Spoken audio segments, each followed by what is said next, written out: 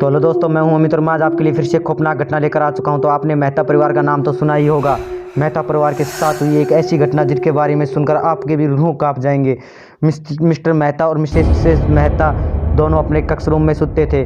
थोड़ी देर बाद उन्हें कुछ अजीब आवाज़ सुनाई दी, जिसके कारण मेहता साहब उठे और इधर उधर देखने लगे। इतने में मिस्टर मिसेज उठी और वह रसोई की साइड जाने लगी। मेहता ने देखा तो वह सोचे कि रसोई में कोई काम करने गई होगी, पर मिसेज मेहता ने वहाँ पर दरा फ्यूल तेल का कैन उठाया और अपने ऊपर डाला और अपने आप को ही आग लगा डाली। आग लगाने के बाद सभी लोगों ने और पड़ोसियों ने उसकी चीख और चिल्लाने की आवाज़ सुनी, तो सभी लोग वहीं पर आकर भेले हो गए। सभी ने उस आग को बुझाने की काफ़ी कोशिश की, पर आग बुझने का नाम नहीं ले रही थी। तभी थोड़ी देर बाद वहाँ पर पुलिस आ जाती है और पुलिस को भी कोई सबूत नहीं मिलते। तो पुलिस मेहता से पूछती है कि आपके परिवार में ऐसा क्या होता है जो आपके खून में आप ऐसे कहते हो कि अपने आप ही खून होते हैं, जैसे कि मिसेज मेहता अपने आप उठकर चलकर आई और अपने आप ही मारी गई। मिस्टर मेहता ने कुछ जवाब नहीं दिया और कहा कि इसमें मेरी कोई गलती नहीं है। थानेदार साहब ने कहा कि इसमें मिस्टर मेहता की गलती होगी, इसलिए मिसेज मेहता मारी गई हैं। तो उन्होंने एक बाहर कांस्टेबल छोड़ दिया और कांस्टेबल से कहा कि तुम बाहर खड़े रहना, मिस्टर मेहता पर पूरी निगरानी रखना। थोड़ी देर बाद जब वह बाहर जो सिपाही खड़ा था, जिसे दिखे कि गार्डन में काफ़ी ज़्यादा पौधे खड़े हुए थे, पर बरसात के मौसम में सभी सूखे पड़े थे। आज तो बरसात का मौसम था, तो सभी को हंसते खेलते रहना चाहिए था, सभी फूलों को और पेड़ पौधों को, पर वो सारे मुरझाए हुए थे। वह थोड़ी आगे चला जाता है। इतने में मिस्टर मेहता अपनी कुर्सी पर आकर बैठ जाते हैं और सोचने लगते हैं कि थोड़े दिन पहले उनका बेटा आया था, जिसे कोई भी काम होता दो वह ऐसे चलता था जैसे कि कोई रोबोट काम कर रहा हो। वह घर में किसी की नहीं सुनता था, वह सिर्फ घर में अनसुना और बेवकूफ़ सा डोलता रहता था।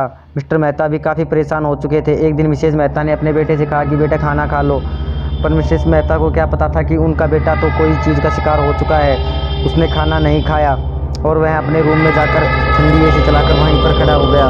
मिसेज मेहता अंदर गई और देखने लगी कि बेटे के साथ क्या हो रहा है। तो मिसेज मेहता ने देखा कि बेटे के अचानक बड़े बड़े नाखून आ गए हैं और उसकी गर्दन भी काफ़ी अकड़ चुकी है। तो मिस्टर मेहता ने उसे हीटर के पास बैठा दिया और हीटर के पास ही छोड़ दिया। पर थोड़ी देर बाद मिसेज मेहता देखती है कि उसने अपनी नाड़ झटके से ऊपर की और उसकी गर्दन जैसे जिराफ की नाड़ ऊपर बढ़ जाती है, ऐसे कि उसके लड़के की नाड़ बढ़ गई और उसने तुरंत वहीं पर धरी एक बोतल को फोड़ दिया और उससे अपनी नस काट ली और वहीं पर अपने प्राण दे दिए।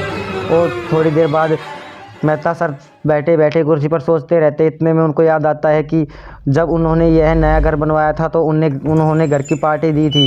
पार्टी में जो व्यक्ति रामू पहले आया था, तो रामू ने कहा था कि यहाँ पर पहले अघोरी रहा करते थे और उनका डेरा था। तुमने यहाँ पर गलत घर बना लिए, तुम्हें इसकी पूजा पाठ करवानी चाहिए। और उनका क्या भरोसा, वो अमावस्या के दिन क्या बात और क्या बड़ी हरकत आपके साथ कर दे। पर मेहता सर साहब ने ऐसा कोई भी डिसीजन नहीं लिया। पर मिसेज मेहता ने इस बात को थोड़ा सीरियस ले लिया और उसने नाइट में ही अवन चालू कर दिया, जिसमें सामग्री डालने लगी। इतने मेहता सर आए तो मेहता सर ने मिसेज मेहता को काफ़ी सुनाया और धमकाया। कहा कि तुम्हें ऐसी हरकत करने के लिए किसने कहा था? आज ही पूरे घर में रंग पेंट करवाया था और तुमने आज ही सारे घर की रौनक बिगाड़ दी। मिसेज मेहता ने कहा कि कल ही अमावस्या की रात है, तो मैंने सोचा कि आज मैं सारा जाब्ता कर दूं। और दूसरे दिन मिसेज मेहता ने घर के चारों तरफ राख डाल दी, बबूत लाई हुई जो मंदिर से वह लाई थी। थोड़ी देर बाद वह दोनों सो जाते हैं और रात को मिसेज मेहता को काफ़ी ज़ोरों की आवाज़ सुनाई देती है। मिसेज मेहता सर से बोलती है कि मेरे को कुछ अजीब सी आवाज़ें सुनाई दे रही हैं, पर मेहता कोई ऐसी बात पर निगाह नहीं रखता है। थोड़ी देर बाद जब वहाँ पर ज़्यादा आवाज़ें आने लगती है और चिल्लाने की आवाज़ें आने लगती है, तो मेहता सर को भी यह बात सुनती है और वह मिसेज मेहता के साथ खिड़की से देखते हैं कि खिड़की के बाहर एक कुत्ता खड़ा हुआ है और वह बहुत ज़्यादा खून से लथपथ है और वह बड़े बड़े नाखूनों से अपने शरीर पर अपने आप ही घाव कर रहा है। और देखते देखते वह कुत्ता वहीं पर प्राण त्याग देता है। इतने में वह दोनों सोचते हैं कि बाहर खड़े कोई भी नज़र नहीं आ रहा। ऐसी सच्ची घटनाएं सुनने के लिए चैनल को लाइक एंड सब्सक्राइब जरूर